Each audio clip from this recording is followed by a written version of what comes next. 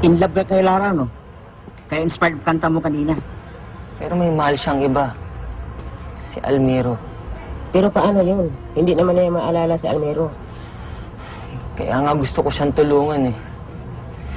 Paano kaya maibabalik ang alaala ni Lara kay Almiro? Sigurado ako may kinalaman dito si Bawana. At nakay Bawana din ang susi para maibalik ang alaala ni Lara. Naku, mahirap kang labanin si Bawana. Hindi mo siya kakayanin. Pero hindi ko rin pwedeng pabayaan si Lara. Kawawa naman siya. Bakit mo gustong maalala ni Lara si Almero? Mabuti nga yun. Masusulo mo siya. Gusto ko maging fair kay Lara. Sa akin.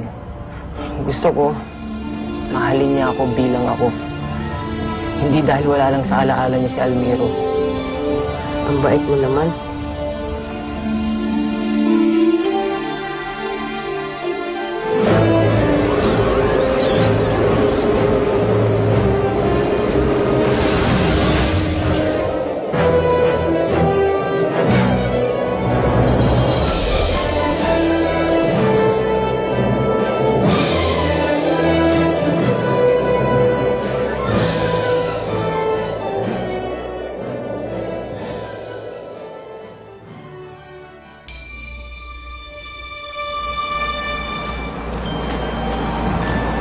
I've never seen anything like this.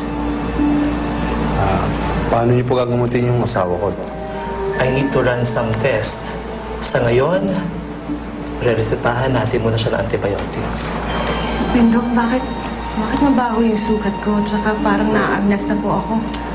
May lotion tayo ipapahid sa iyong lesions to minimize the foul odor. Kailangan din natin bendahan ng iyong sugat para hindi siya lumala. Magagamot niyo ba ako, Dok? Magtutulungan niyo ba ako? We will try our best, Adela.